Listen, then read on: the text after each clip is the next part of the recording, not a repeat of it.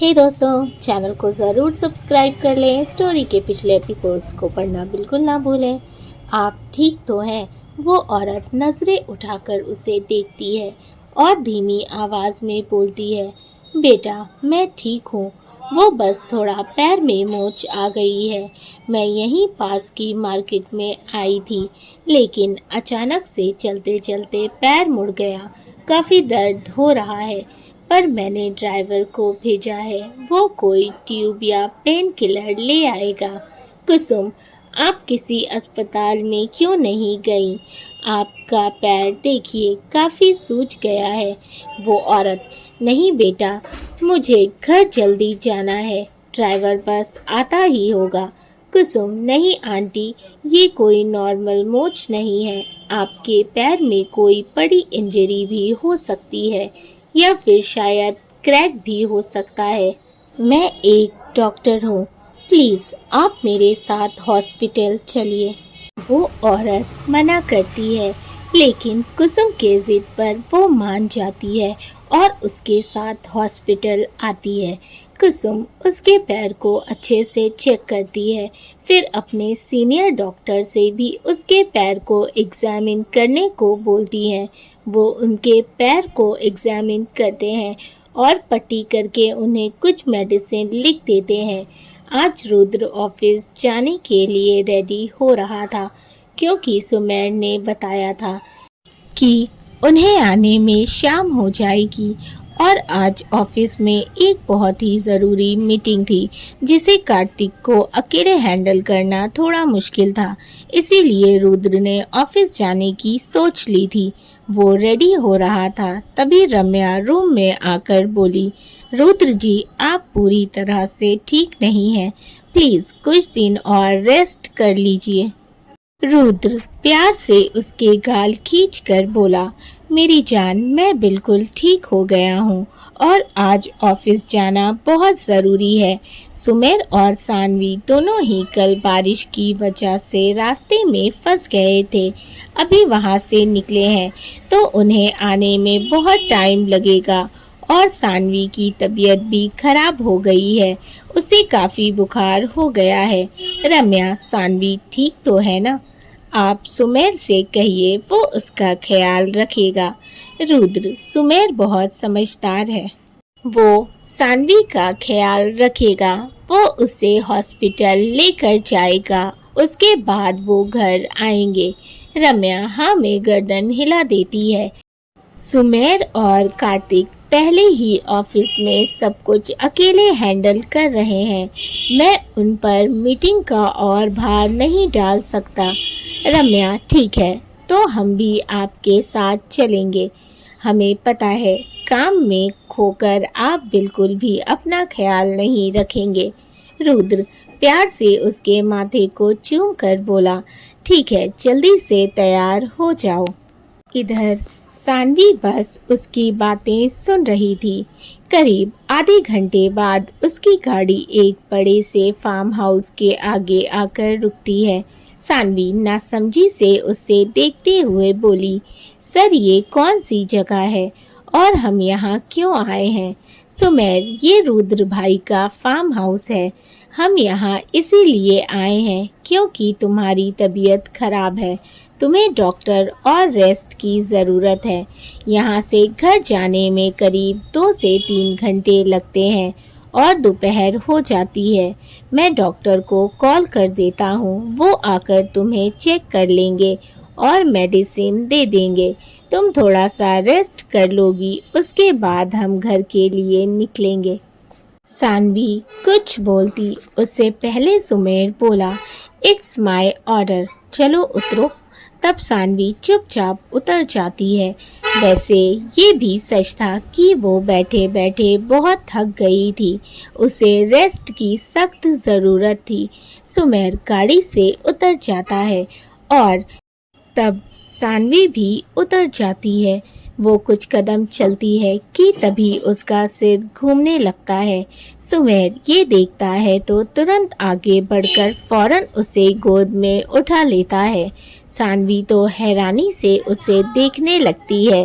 सुमेर उसे अंदर रूम में लेकर आता है और धीरे से बेड पर बैठा देता है। कुछ देर में डॉक्टर आ जाते हैं। डॉक्टर सानवी को चेक करते हैं और कुछ मेडिसिन देकर सुमेर से बोलते हैं कि इन्हें कुछ हल्का खिलाकर मेडिसिन दे दे। ये बोल डॉक्टर वहाँ से चले जाते हैं। सुमेर सर्वेंट से कुछ हल्का बनाने को कह देता है। कुछ देर में सर्वेंट दलिया बनाकर रूम में दे जाती है। सुमेर सानवी को दलिया खिलाकर मेडिसिन देता है और साथ ही उसके हाथ पर लगी चोट की भी बैंडेज कर देता है। फिर रेस्ट करने का बोल वहाँ से जाने लगता है, लेकिन तभी सानवी बोलती है, सर। उसकी आवाज़ सुन सुमेर पलटकर उसे देखता है। हाँ बोलो। सानवी नज़रें झुकाकर बोली, वो आप मुझसे कुछ पूछेंगे नहीं। मेरा मतलब है कि आप ये नहीं जानना चाहते कि वो गुंडे कौन थे और मैंने अपनी पहचान क्यों छुपाई थी। सुमेर, जानना तो मैं बहुत कुछ चाहता हूँ, लेकिन अभी नहीं। अभी फ़िलहाल तुम रेस्ट करो। तुम्हारी तबीयत ठीक नहीं है, इसीलिए तुम्हें अभी रेस्ट की ज़रूरत है। रात में बात करेंगे। ये बोल वो वहाँ से चला जाता है। सानवी बस उसे जाते हुए देखती रहती है। इधर दूसरी तरफ कुसुम उस लेडी से बोली, देखा आंटी, मैंने बोला था ना कि आपके पैर में फ्रैक्चर हो गया है। वो औरत मुस्कुरा कर बोली, हाँ सही कहा था तुमने। वैसे मैंने तुम्हारा नाम तो पूछा ही नहीं। क्या नाम है बेटा तुम्हारा? कुसुम प्यारी सी स्माइल के साथ बोली, मेरा नाम कुसुम है, डॉक्टर कुसुम शर्मा। वो लेडी बोली, बहुत प्यारा नाम है। और मैं मेघा सह। वो लेडी अभी इतना ही बोलती है कि उससे पहले ही उसका फ़ोन रिंग होने लगता है। वो स्क्रीन पर शो हो रहे नाम को देखकर बोली, मेरे हस्बैंड की कॉल है। मैं अभी तक घर नहीं पहुंची तो वो परेशान हो रहे होंगे। अब मुझे चलना चाहिए। कुसुम उन्हें सहारा देकर बाहर लेकर आती है और कार में बैठकर बोली, संभल कर जाइएगा आंटी। मेघना मुस्कुराते हुए, जी बेटा जी, आप सच में बहुत प्यारी हैं। कुसुम हल्के से मुस्कुरा देती है। वो लेडी, अच्छा बेटा, आप मुझे अपना नंबर दे दीजिए। तब कुसुम उन्हें अपना कार्ड देती है। इधर रुद्र और रम्या दोनों ऑफिस आ जाते हैं। कार्तिक उन्हें ऑफिस में देखकर खुश तो होता है, लेकिन थोड़ा नाराज भी होता है, क्योंकि रुद्र के हाथ में अभी भी हल्का हल्का दर्द हो रहा था। वहीं सानवी को कुछ देर रेस्ट करके अच्छा लग रहा था। अब उससे बेहतर फील हो रहा था। उसका फीवर भी कुछ कम हो गया था। हाँ, उसे कमज़ोरी अभी भी थी। वो रूम से बाहर आती है तो सुमेर वहीं हॉल में बैठा था। सानवी को देखकर वो तुरंत उसके पास आते हुए बोला, उठ गई तुम? अब कैसा फील हो रहा है? बुखार कम हुआ? सानवी, जी सर, अब मैं ठीक हूँ। सुमेर, ठीक है तो चलो चलते हैं। सानवी हाँ में गर्दन हिला देती है। दोनों जाकर गाड़ी में बैठ जाते हैं। सुमेर गाड़ी स्टार्ट करते हुए बोला, तो अब बताओ सच क्या है? सानवी एक नज़र उसे देखती है, फिर नज़र झुकाकर बोलना शुरू करती है, मैं अपने भाई और मम्मी पापा के साथ इंदौर में रहती थी। पापा एक वकील थे और मम्मी हाउसवाइफ थी। मेरा भाई आर्यन मुझसे पूरे 7 साल छोटा है। मेरे होने के पूरे 7 साल बाद हुआ था। सब बहुत खुश थे। हमारी दुनिया बहुत खूबसूरत थी। छोटा सा घर था। पैसे बहुत ज़्यादा नहीं थे, लेकिन बहुत प्यार था। फिर एक दिन एक केस के चलते पापा पर कुछ गुंडों ने हमला कर दिया।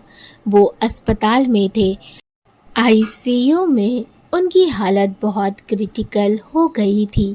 पापा एक परिवार का केस लड़ रहे थे जो काफ़ी गरीब था।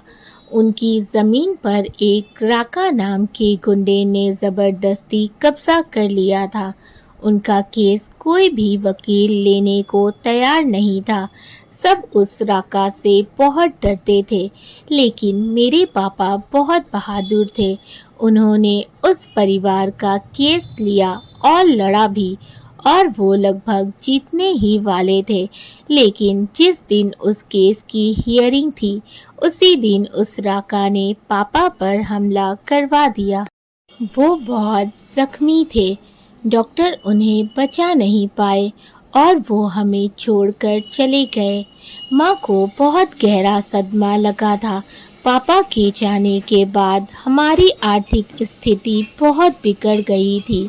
माँ ने हमें संभाला और एक स्कूल में जॉब करने लगी, लेकिन वो खुद को नहीं संभाल पाई। पापा की मौत से उन्हें पूरी तरह तोड़ दिया था। वो धीरे धीरे बीमार रहने लगी थी और देखते देखते 2 साल बाद माँ भी मुझे और आर्यन को छोड़कर हमेशा हमेशा के लिए चली गई। मैं और आर्यन अकेले रह गए। तब ताया जी हम दोनों को अपने साथ जयपुर ले गए, लेकिन ताई जी हमें बिल्कुल भी पसंद नहीं करती थी। पर ताऊ जी के सामने वो ज़्यादा कुछ नहीं बोलती थी। ताऊ जी ने मुझे और आर्यन हम दोनों को पढ़ाया। वो हमसे बहुत प्यार करते थे, बिल्कुल अपने सगे बच्चों की तरह, क्योंकि उनके कोई बच्चे नहीं थे। एक दिन मैं कॉलेज जा रही थी, तभी राका जो अपने किसी काम से जयपुर आया था, उसकी नज़र मुझ पर पड़ गई। तब से वो मेरे पीछे पड़ गया। उसने मुझे किडनैप कर लिया था। वो मुझसे ज़बरदस्ती शादी करना चाहता था। जब ये बात ताऊ जी को पता चली तो वो मुझे बचाने आए, लेकिन उस घटिया इंसान ने उन पर गोली चला दी और मेरे पिता समान ताऊ जी को मेरी आंखों के सामने ही मार दिया। और मैं कुछ ना कर सकी, लेकिन मैंने हार नहीं मानी और ना मैं हार मान सकती थी। इसीलिए मैंने बड़ी मुश्किल से खुद को छुड़ाया और वहाँ से भाग निकली। मुझे पता था कि ताई जी अब मुझे और आर्यन को, हम दोनों को वहाँ नहीं रहने देंगी।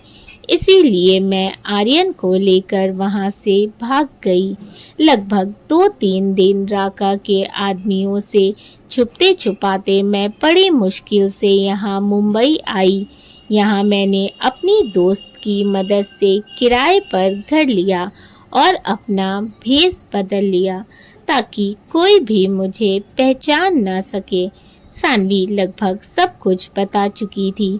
वो सर झुकाए बैठी थी। सुमेर हैरानी से बस उसे देख रहा था। तभी वो कुछ सोचकर बोला, तुम्हारा भाई वो हॉस्पिटल कैसे पहुंचा? सानवी एकदम से नजरें उठाकर उसे देखकर बोली, आपको कैसे पता कि आर्यन हॉस्पिटल में है? सुमेर, ये मेरे सवाल का जवाब नहीं है। सानवी गहरी सांस लेकर बोली, जब मैं आर्यन को लेकर मुंबई आ रही थी, तब राका के आदमी ने हम पर हमला कर दिया था। मुझे बचाने के लिए आर्यन बीच में आ गया, जिस वजह से उसे गोली लगी थी। जब मैं उसे अस्पताल लेकर गई, तब डॉक्टर ने कहा कि उसकी हालत बहुत नाजुक है, लेकिन किस्मत से मेरा भाई बच गया और वो कोमा में चला गया। और तब से वो कोमा में है। ये बोल वो मुंह पर हाथ रखकर रोने लगती है। सुमेर गाड़ी रोक देता है और उसका हाथ पकड़कर उसे गले से लगा लेता है। उसके गले लगाते ही सानवी का रोना और बढ़ जाता है। वो जोर जोर से रोने लगती है। सुमेर उसके सर पर हाथ फेरते हुए बोला, शांत हो जाओ। जब तुम उस दिन हॉस्पिटल पैसे जमा करने गई थी, तब मैंने तुम्हें वहां देखा था। मेरे पता करने पर पता चला कि तुम्हारा भाई आर्यन हॉस्पिटल में एडमिट है और वो कोमा में है। दोस्तों, कहानी अच्छी लग रही हो तो वीडियो को लाइक कर दीजिएगा, चैनल को सब्सक्राइब नहीं किया है तो जल्दी से कर लें, साथ ही अपने फीडबैक मुझे ज़रूर दें। अपना प्यार इसी तरह से बनाए रखें। Thank you for watching and keep supporting. Love you all.